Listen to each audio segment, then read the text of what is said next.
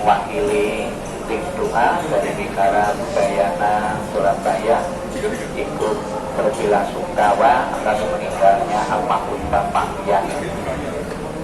Bapak Ibu sekalian yang saya hormati, setiap ada kematian biasanya dari pihak keluarga yang ditinggalkan memberikan doa, baik itu doa secara pribadi maupun doa secara bersama-sama, dengan satu tujuan doa bersama kita membantu seandainya arwah dari almarhum itu belum menempati alam bahagia, alam surga.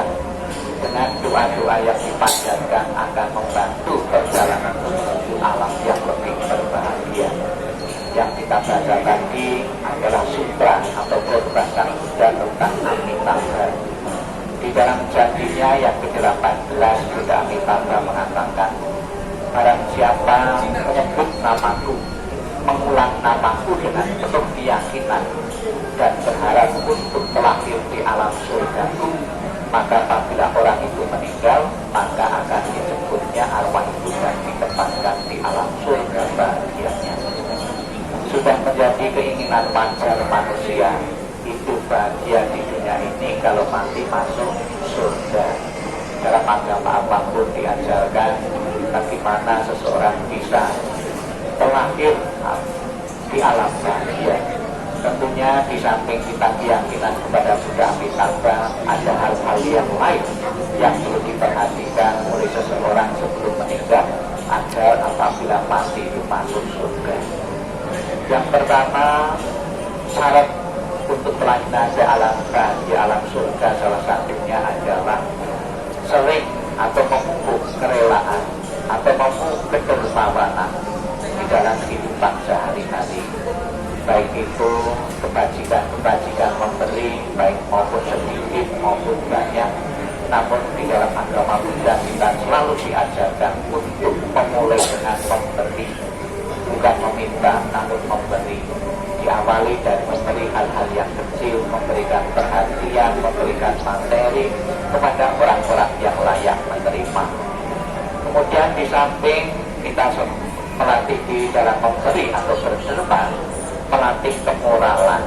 Ya, apa saja kemoralan itu? Kita berpantang untuk membunuh, untuk menyakiti makhluk hidup. Ya, kita mengembangkan belas asih kita kasih kepada makhluk hidup, salah satunya dengan paksa. Kemudian di hari-hari tertentu juga kita makan daging dan ikan, karena tidak ada daging dan ikan yang dibuat tanpa adanya pembunuhan. Dengan latihan mungkin sering maupun setiap hari atau berkala, itu juga sebuah pelatihan bagaimana kita melatih mempunyai kemoralan yang baik.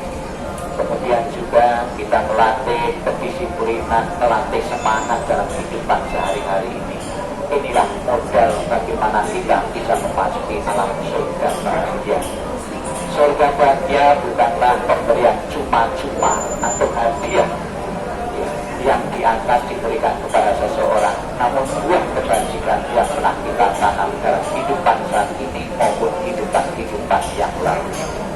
Saya yakin semasa hidup beliau, Bapak Ilyan, di tengah-tengah keluarga, sebagai seorang ayah maupun sebagai anggota masyarakat, tentunya juga pernah dan banyak melakukan kebaikan-kebaikan melalui pikiran, ucapan, dan tindakan.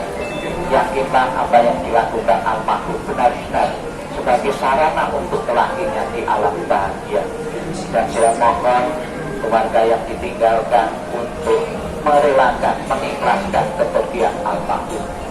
Ditinggal kematian seorang ayah, ditinggal kematian seorang suami, bukan saja terjadi hari ini dalam keluarga Anda, itu juga pernah dialami keluarga-keluarga yang lain. Bahkan satu persatu kita pun juga akan mengikuti jejak beliau akan meninggal, akan mati. Agar kita siap untuk menghadapi kematian yang pasti itu datang kepada siapapun, marilah kita mengisi kehidupan ini dengan sebaik-baiknya. Yang masih punya keluarga, masih punya ibu atau ayah, marilah kita melakukan kebajikan-kebajikan di ladang, di rumah, ya, kepada orang tua kita, kepada teman kita, relasi kita, hati tolak kita, maupun orang-orang yang sering kita temui yang sedang mengalami terlambat akan kita bawa dalam kehidupan yang akan datang. Semoga almarhum dengan bimbingan Buddha Mitasa, dengan ketulusan hati kita membaca doa tadi, benar-benar terbimbing untuk terlahir di surga bahagia, dan keluarga besar segera merelakan mengikhlaskan kepergian almarhum menuju alam yang lain. Selamat jalan almarhum, semoga jalan yang kelori terang dan lapang, dan keluarga segera bisa menerima sadu.